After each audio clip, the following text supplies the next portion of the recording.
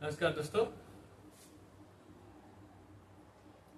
आज का जो वीडियो है बहुत इम्पोर्टेंट है। सबसे पहले हमें जानना जरूरी है कि जब बच्चा न्यू क्लासरूम में जाता है तो उसे क्या करना चाहिए, क्या नहीं करना चाहिए। जो पिछली क्लास में उसकी कमियां थी, जो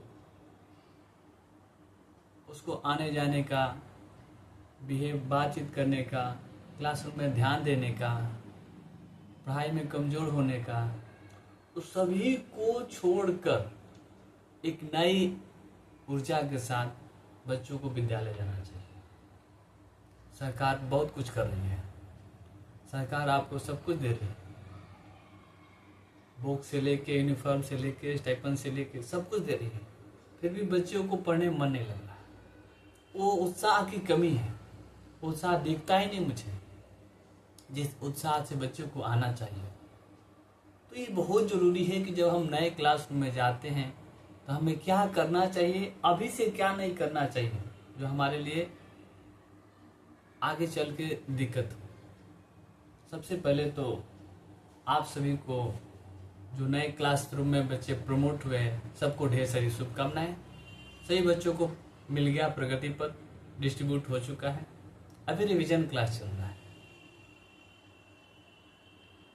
तो अभी से एक नए उत्साह के साथ क्लासरूम में जाना चाहिए। नए सभी बच्चे बहुत खुश होते हैं, न्यू ड्रेस मिल गया है, सब कुछ, न्यू बुक मिल गया है, सब ठीक है, लेकिन पढ़ाई होनी चाहिए। तो उसी विषय पर ये जरूरी है, हम बताना कुछ चाहते हैं बच्चों को कि बच्चे हमारे अभी भी बहुत सारे वो पुराने ढर्रे पे चल रहे हैं। सरकार तो कोशिश कर रही है, टीचर भी कोशिश कर रहे हैं, लेकिन बच्चे के अंदर वो चेंजिंग नहीं आ रही है, उत्साह नहीं है। जब तक हम किसी काम को अपने मन से, उत्साह से नहीं करेंगे, पूरे मन से नहीं करेंगे, तब तक वो काम अच्छा हो ही नहीं सकता। चाहे पढ़ाई हो, चाहे किसी तरह के काम हो। और पढ़ाई तो और टफ है। पढ़ाई के लिए अगर हम मन इधर से उधर कर दे, कुछ समझ में नहीं आएगा। दिमाग इधर से उधर कर दे, प्रेजेंट बॉडी एब्सेंट माइंड अगर आ जाए, विद्यालय में प्रेजेंट है, माइंड हमारा कहीं और चल रहा है।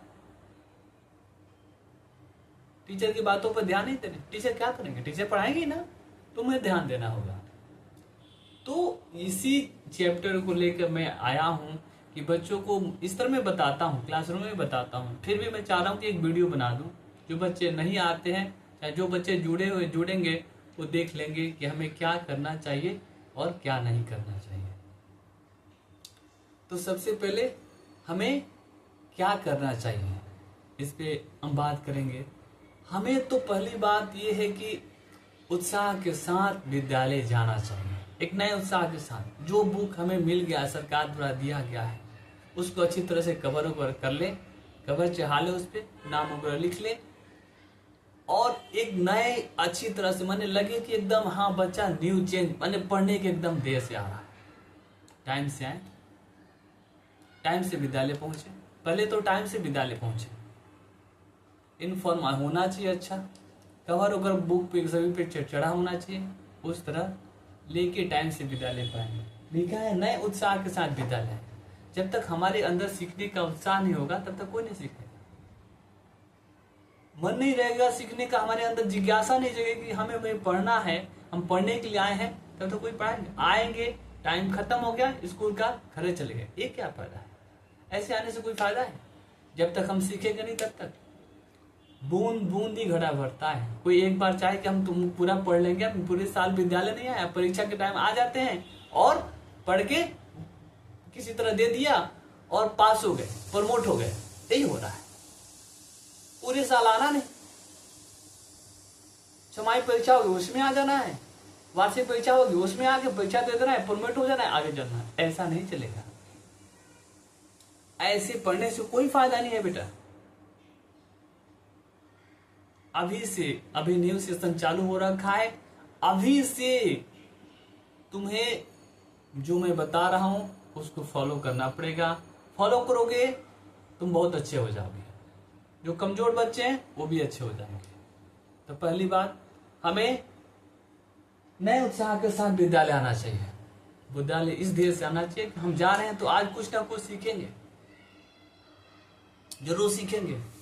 जो भी पढ़ाया जाएगा उसको मन से पढ़ेंगे, जो टीचर बताएंगे उसको सुनेंगे, जो होमवर्क देंगे उसको करके लाएंगे। दूसरा, हमारे बच्चे में न्यू एडमिशन का भी चल रहा है, न्यू एडमिशन हो रहा है। हर एक क्लासरूम में जो बच्चे हैं, मतलब फर्स्ट क्लास में तो आएंगे, बहुत सारे बच्चे ऐसे ड्रॉप आउट है जो न्यू क्लासरूम में आएंगे। तो हमारा ये ध्येय बन जाता है बेटा कि हम अपने साथ जो भी नए बच्चे आते हैं उनसे मित्रवत व्यवहार करें। वो बच्चे को ऐसा न लगे कि हम विद्यालय में आ रहे हैं तो हमारे को बर्डन महसूस होने लगे।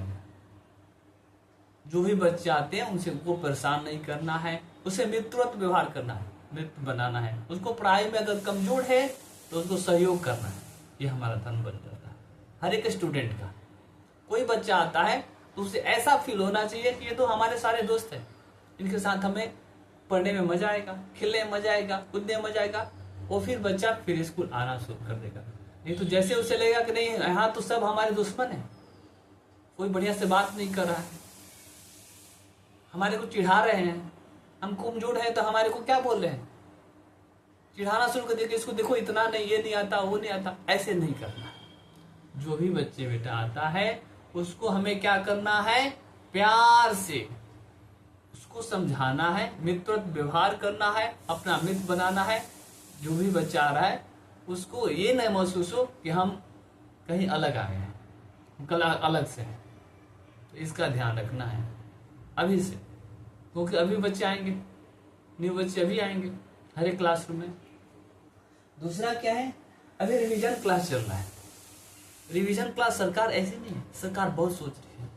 जो बच्चे जिस विषय में अभी कमजोर थे उस विषय को रिवीजन करना बहुत जरूरी है। हमारा पिछली क्लास में ही है, पिछली क्लास में जो हम जिस सब्जेक्ट में कमजोर हो गए थे, जो हमारा मार्क्स कम आ गया, प्रगति पथ में देखा होगा सबका सम तो सेम मार्क्स तो आया नहीं है।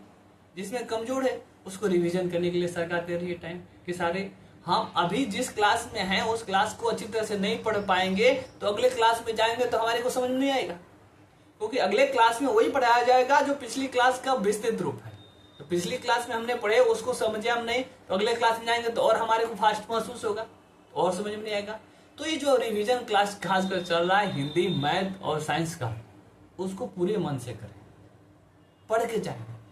आगे हम क्लास बाई क्लास जाते हैं तो हमें कुछ नहीं करना होता, वही विस्तृत रूप होता है, चैप्टर वही होता है, उसका विस्तृत रूप होता है।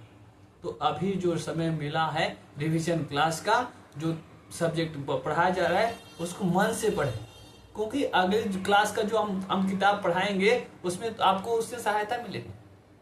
तो इसका ध्यान रखें।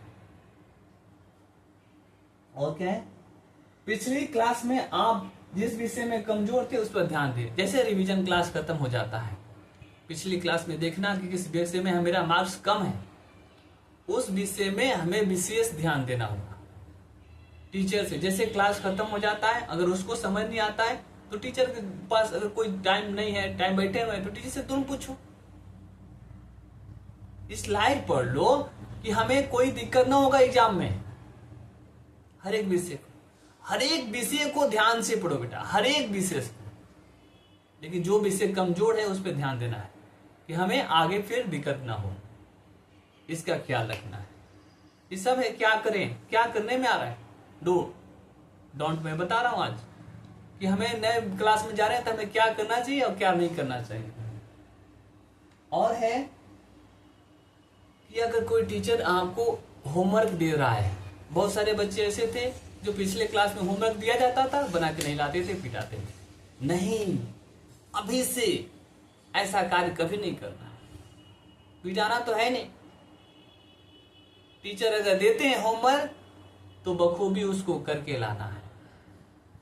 होमवर्क नहीं करोगे, पिटाओगे, फिर उस विषय में कमजोर हो जाओगे। जो टीचर बताते हैं ऐसे करना ही करना है, घर पे भी जाकर पढ़ना है, होमवर्क जरूर बना के लाना है, पिटाने की प्रवृत्ति छोड़ देना है, इसका ध्यान रखना है।